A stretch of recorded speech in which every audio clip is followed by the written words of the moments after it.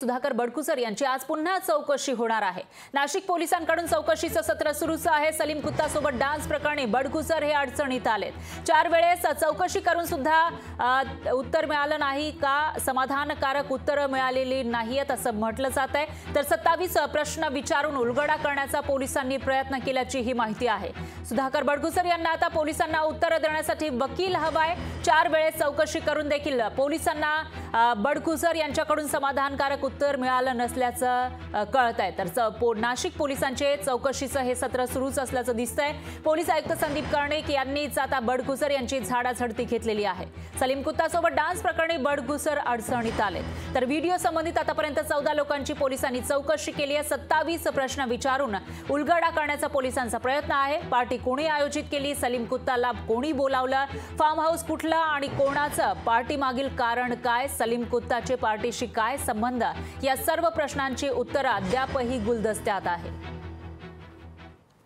आणि या विषयी अधिक माहितीसाठी आपले प्रतिनिधी महेश महाले आपल्या सोबत फोन लाईनवर जोडले गेले आहेत। महेश, काय सांगाल, आज पुन्हा एकदा बडकुसरांची चौकशी केली जाणार असल्याचं कळतंय, काय अपडेट्स आहेत आतापर्यंत या प्रकरणाचे?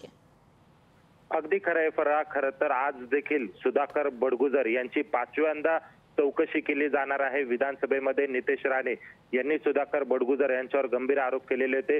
सुधाकर बडगुजर हे सलीम कुत्ता व्हिडिओ प्रकरणी खरं तर अडचणीत आलेले आहे। पोलिसांकडून वेळोवेळी त्यांची चौकशी केली जाते, मात्र अद्यापही समाधानकारक उत्तर सुधाकर बडगुजर यांच्याकडून मिळालेले नाही। आतापर्यंत पोलिसांनी संबंधित पार्टीशी संबंधित 14 लोकांची जी आहे ती चौकशी केलेली आहे, मात्र अद्यापही समाधानकारक असे उत्तर मिळालेले नाही। पार्टी कोणी आयोजित केली होती, पार्टीचा खर्च कोणी केला होता, पार्टीचं कारण काय, सलीम कुत्ताला कोणी बोलवलं, या सगळ्यांचे जे उत्तर प्रश्न जे आहे ते अद्यापही गुलदस्त्यात आहे। त्यामुळे एकूणच या चौकशीतून काय समोर येतं हे बघणं महत्त्वाचं ठरणार आहे। तर या आता चौकशीनंतर खरं तर या सगळ्या चौकशीकडे आता संपूर्ण राज्याचं लक्ष लागलेलं आहे।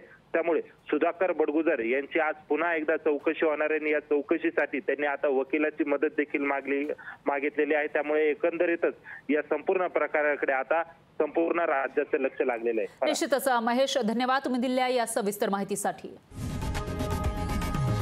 लोकशाही मराठी ऐका, पहा, जागरूक रहा।